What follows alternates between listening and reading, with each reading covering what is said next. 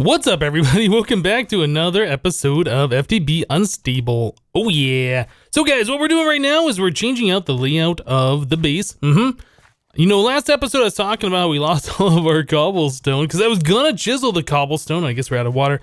I was gonna chisel the cobblestone. I was gonna make a chisel cobblestone floor and all of that stuff. But you know, I kind of got to thinking it'd probably be kind of cool just to bring in a little bit of grass, make it kind of more like naturey in here instead of all like gray and stone and, you know, whatever. Just kind of make the base feel a little bit more warm. So I'm trying to figure out these watering cans. It seems like if you click on it, it turns it on. You click on it, it turns it off. But there's no indication that it's on or off. The only way you can really tell is, you know, things are happening and the little bar on the watering can slowly goes down over time. So I'm not actually holding down the mouse button. Yeah, I just clicked it, but it seems like every once in a while I'll click it once and it won't stay going, or I have to hold it down for a little bit. I'm not sure how it works. There's like no instruction manual on this watering can. It's too complicated. But anyway, guys, I'm gonna go ahead and I'm gonna spread this grass out a little bit. Yeah, I went ahead and I replaced practically all of the stone in the base with the dirt floor. We just need to spread that grass around to make it look a little bit nicer in here. And then I don't know if I have enough dirt to continue over here. What I was doing, I don't know, yeah, you can't see on the map. I was over here a little bit across the river. Yeah, just flattening out part of the plains biome over there, collecting some dirt, since dirt's a kind of a scarce resource around here. Anyway, let me go ahead and finish this up and we'll be right back, guys. All right, guys. Well, that took a little bit longer than I was planning. I ended up putting all the grass in. I was like, you know, the grass going right up against these walls just doesn't look that great. We should probably have some kind of border. So I was trying a couple of different options that we had here. I tried the alabaster first, but that was just too much of a contrast between the darker green of the grass and just bright white. And then I tried the basalt, and that looked okay, but yeah, that just made the whole area feel a little too dark. So I decided, since we have a lot of oak wood, you know, right outside of our place is a roofed forest or whatever. So we have plenty of the dark oak wood. I figured, you know, we should use that. Yeah, a little bit of grass, a little bit of wood. I think that makes it look pretty good. We'll still have to figure out what we're going to do with these walls. I'm not sure if we're going to stay with this stone. We might end up using some of that white, the alabaster, maybe some of the basalt. I don't know. We'll figure it out as we move along. But I'm liking the way this has turned out so far. I kind of extended the wall out a little bit over here. And because our stair down to the branch was in the way, I guess we can move this eventually. I just pushed the wall back a block, you know, break up the big flat wall. There's a little bit of an indent in it. Yep, and then it comes over here to our original door. Yeah, I think, like I said before, this door is probably going to be removed, and we'll be changing the entrance to our base to over here. In fact, we might even have a second one over on this wall, since this is kind of a flat wall as well to the outside. Got a little lake out here. We could do like a bridge or something over to the mainland. Anyway, those are things we'll look at in the future. So today, what I wanted to do, now that we got a little bit of the base building done, we're, you know, expanding out. Oh, you know what? Also, I guess I didn't mention this at all. I put in a couple of max size vanilla style farms here. We keep running out of food. I'm using toast. But yeah, it's like I make toast, and then by the time I run out, I have enough wheat grown to make the same amount of toast, and it's just like a never-ending process where I'm always out. Should I? This is probably dumb. This is probably gonna kill me. Don't spam. I don't have any armor. Oh, we got an ender pearl. We got 2 ender pearls. I guess the looting won for the win. Okay. That was probably pretty stupid. I keep moving my bed. I don't even know. No, my bed's in my inventory. I would have started back at spawn. Yeah. I shouldn't have done that. Let's sleep. We'll make it daytime. Set our spawn point. Yep. Get rid of the rain that's outside too. Also, another thing with these beds I noticed, if you right click on them again, it says you only sleep at night, but then it says new spawn point has been set. So you don't need daytime, or I'm sorry, you don't need it to be nighttime in order to set your spawn point, which is pretty awesome. So anyway, guys, I wanted to look at getting the refined storage mod going. I'm not sure what we're going to do as far as power goes, but I definitely want to try and check out that mod a little bit. So refined storage.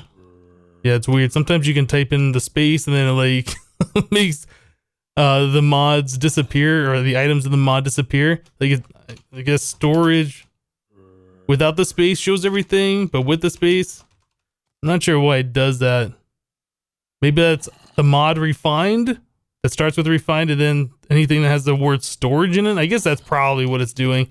Anyway, so refined storage. Yeah, so we need to make ourselves, I think the controller, it has RS power, I guess. I don't know how we power the RS. We're going to need diamond machine casing, which is this quartz enriched iron. We got a lot of our iron already smelted up. And we saw before that all we need to do is take 3 iron plus a quartz, and you get 4 of the refined iron, the quartz enriched iron. That's what it's called. Let's go ahead and make that many up. So we got a bit of nether quartz remaining. I'm probably going to go ahead and just knock through these recipes real quick. Let's see, is there anything else special here? Silicon comes from smelting nether quartz. There's 2 different types of silicon. If we had the sag mill from Ender.io, it looks like we can do sand or gravel. I'm sorry, sand or clay or redstone and get silicon. Or the other version of that stuff, it's just nether quartz smelts directly into silicon. So we'll probably go with that method since we have a decent amount. Yeah, since we have a decent amount of the quartz. Going through that in our furnace right here. I probably need to get a little bit more coal. That zombie though. Need to get a little bit more coal in here. And that is powering this one up, and that's gonna power this one up eventually. Anyway, let me go ahead and get that stuff taken care of. Kill that zombie that's really being annoying. And we'll be right back, guys. Alright guys, well I'm just north of the base. I'm trying to get myself some slime. We needed some sticky pistons to make some of the refined storage items. Yeah, and I heard some zombies over here as I was going around and killing some cows. Yeah, sure enough, there is a dungeon down here. Now I still don't have any armor on, so I kinda gotta be a little careful here. We'll just place a torch. Doesn't sound like there's too many zombies around anyway. Oh, it's just the one. I thought there was more than one. Maybe, oh yeah. One decided to walk down there. All right, let's place some torches. Whoop, get back. I'm kind of curious to see what do we got in these loot chests. And it is a double chest this time. Wow, that's a lot of stuff. Okay, so I sorted it. It doesn't look like so much anymore. Ancient tome with feather falling 4. That's pretty good. Another bucket, I will take that. Some mana steel. All right, some nether wart. That's pretty good. We haven't gotten any of that yet. And I guess I'll take the nether quartz. Bone sounds good, and the name tag. This is an ancient capacitor machine upgrade from Ender.io. Sounds like something we might want. I'm just going to leave that behind. Cool. All right. Well, yeah, like I said, I am in the process of trying to get some slime. Yeah, we needed to make, I can't remember what it was. One of these items. I made the controller, and then I was going to start making, oh, right. We have to make the solderer. Yeah, and the solderer requires 2 sticky pistons. We don't have any slime balls. Another thing I saw is that you can put a little slime in a bucket. So we'll try this out. Yeah, apparently just right-clicking a bucket on a slime will capture it. So we'll try that as well. So it looks like it is starting to become nighttime. We are in a swamp biome, so we should be getting some slime spawning around here. That is the idea anyway. So we'll wait for that to happen, and we will be back, guys. Well, that actually took a while before I could find a slime spawn. Yeah, we're getting a lot of the regular monsters, but not very many of the slime. So let's do that. Gotcha. Slime in a bucket. Cool. So what the slime in the bucket is supposed to do, from what I understand, is if you're in a spawn chunk or a slime spawn area, it kind of like bounces up and down. And a non-slime chunk, it doesn't. So that's kind of a neat way to know if you're in a slime chunk or not. There's also these things, which the slime pearls, I think, yeah, those turn into slime balls as well. So that is a nice compact way of collecting some of the slime from around here. But yeah, the little slime in the bucket, you're supposed, do vines not protect you anymore? I guess not. Yeah, anyway, the little slime in a bucket, you're supposed to be able to right click and then let the slime out again. There it is. Gotcha. Pretty cool. All right, well, I'm going to try and get a little bit more slime around here and not die. Yeah, hopefully we'll be okay. Like I said, there hasn't been too many slime spawns around here. I'm kind of surprised. Last time I went into a swamp biome, which was a different version of Minecraft anyway, slime spawns was pretty much the only thing you'd find here, but it's a whole bunch of hostile mobs and very few slime. Anyway, I'll try and get some more slime balls and we'll be back, guys. Alright guys, well I went ahead and I made myself the controller from Refined Storage, and I made myself the solderer. So I put the solderer down and I was like, well, how does this thing work? There's really no interface. There's really nothing to tell you on the, what am I looking at, tooltip that this thing requires power. Basically what this thing says whoops, I typed this all in. One thing that thing says is like if I wanted to make myself a crafting grid, for instance, I need an advanced processor. And to make that, I have to have this printed advanced processor, which you get from putting a diamond in the solderer, right? So judging from this screen, it just looks like you put a diamond in there and that's it. Well, I did that and nothing happens, as you could probably imagine. Yeah, so nothing happens here. This thing needs power of some kind, but doesn't really show how much power is stored or anything like that. Doesn't give you any indication that you need to provide a power. So anyway, I put the controller up here. Sure enough, the controller got some RF from the system and it turned it into this RS power, I guess refined storage power. It says using 0 RS per tick. We put the solderer next to it. Yeah, you can see there's a solderer on the network now, and it is using 3 RS per tick. So whether or not this thing is doing anything, it starts drawing power.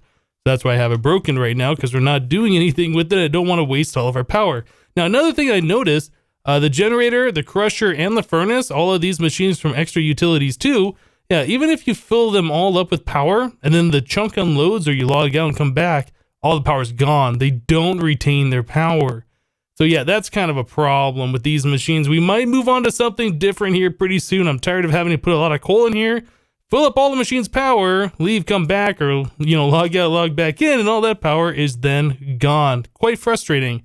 Anyway, like I said, we're going to be making like the crafting grid, I think is what we want. So yeah, we need to make this advanced processor. So it's that printed advanced processor, which I already made, plus redstone and plus printed silicon. So it looks like we have to put silicon through that just the same way, plus this, then redstone. Let's try this real quick. It is kind of slow, and I assume there are ways that we can speed this thing up. Actually, I think that's going faster than the diamond did. We put the diamond in there. Yeah, it goes a lot slower. Anyway, we want to do the printed silicon plus this one plus some redstone. And that goes even slower yet. Okay, so once that finishes up, we'll be able to get one component for our crafting grid. We're still going to need a grid, so I have to make all these other things. So it looks like gold, processor, silicon, machine casing with quartz. Yeah, are there upgrades for this thing to make it go? Okay, here we go. Speed upgrade. These are things I might want to do. So it's an upgrade. Ooh, okay, so glass plus quartz enriched iron plus an improved processor. Okay, so this is getting a little expensive at the very start, but I think getting those speed upgrades are something we're going to want to do. So let me go ahead and continue messing around with this thing for a little while, and we will continue on, guys. Alright guys, well I went ahead and I made a few components here, just trying out the different things for this particular mod. We're just pretty much looking for item storage right now. We're not trying to do anything crazy with it. So yeah, we have the controller here, and this will show us everything that's attached to the network. You can see there's nothing here because I have it set to only work when there's no redstone signal active. So I put a lever above it so we're not wasting power all of the time when we're not doing anything with it. Since we're only going to be storing stuff, it's probably going to be one of the things we walk up, we flip the lever, we start doing stuff, then we turn it back off when we're done with it. At least for now, until we get some kind of a better power generation system happening. So I went ahead and I made a disk drive. This is different than the Applied Energistics one. The disk drive right here, you can put in, it looks like up to 8 different disks.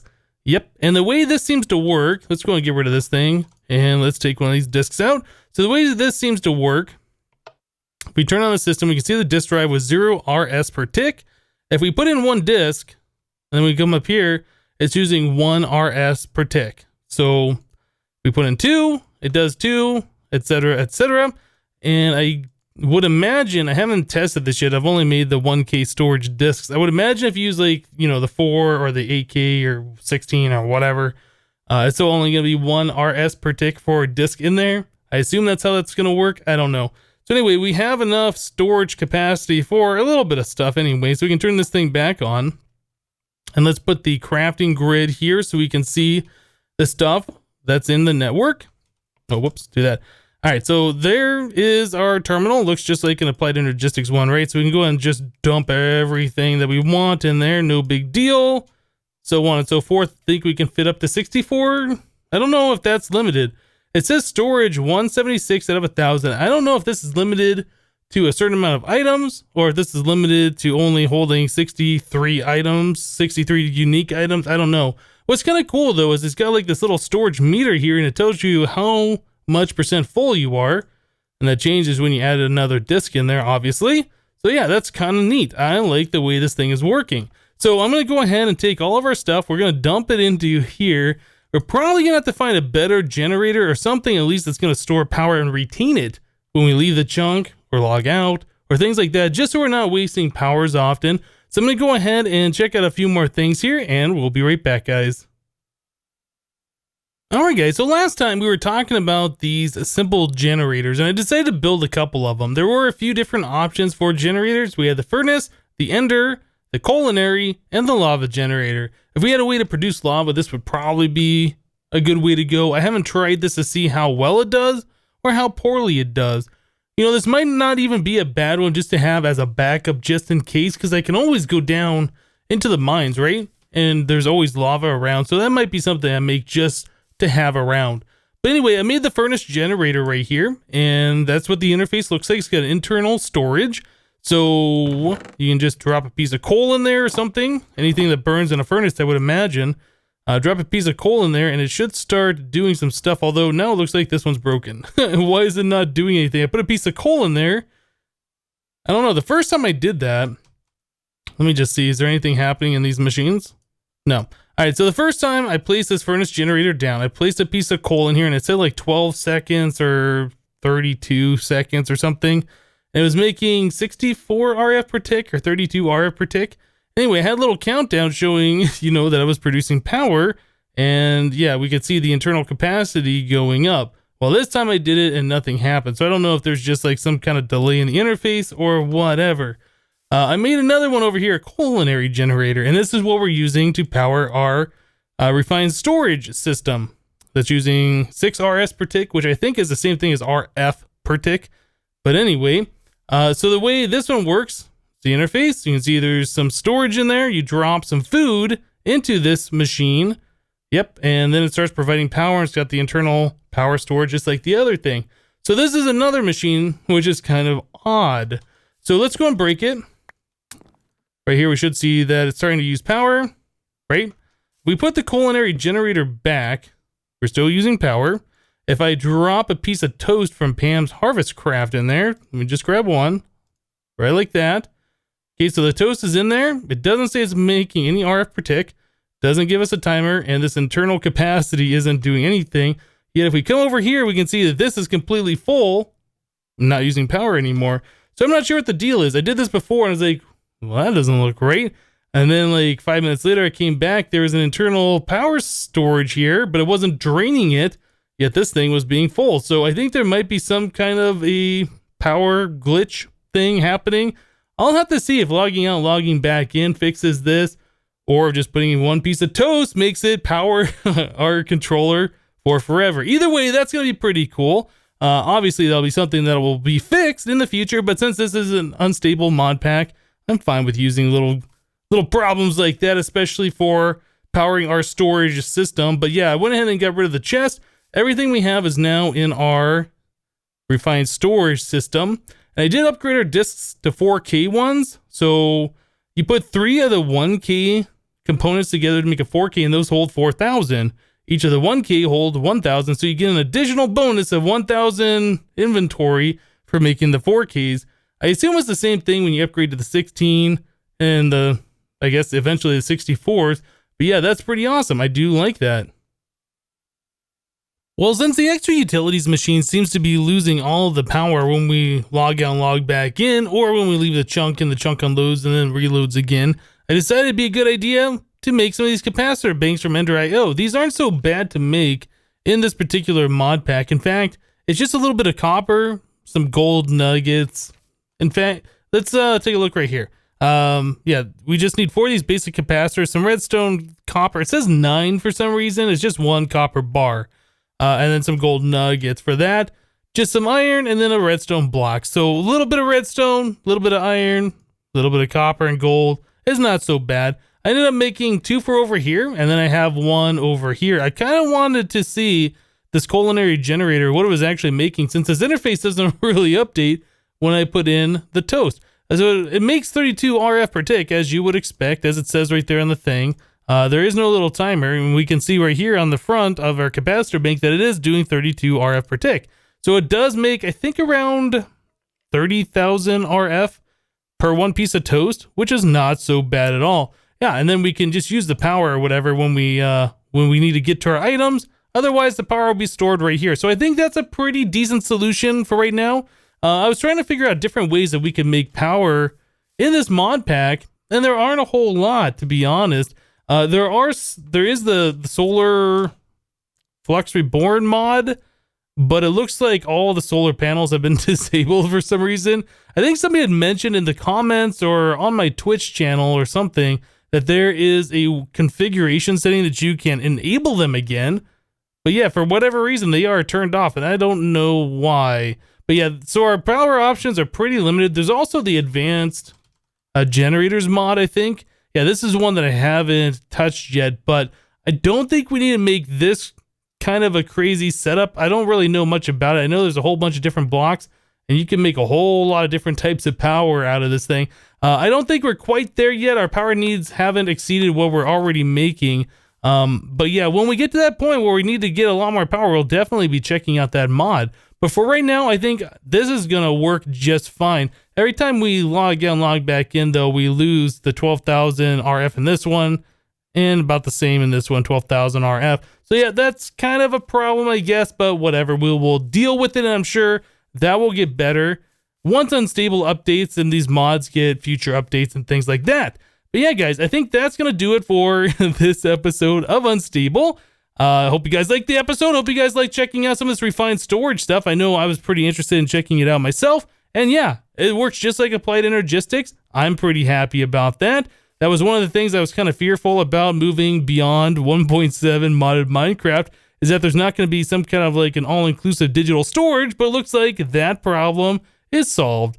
Cool. All right, guys, that's it for today. Thank you guys for watching. Remember to leave a like on this episode if you liked it, and we'll see you next time. Thanks for watching, guys. Bye-bye.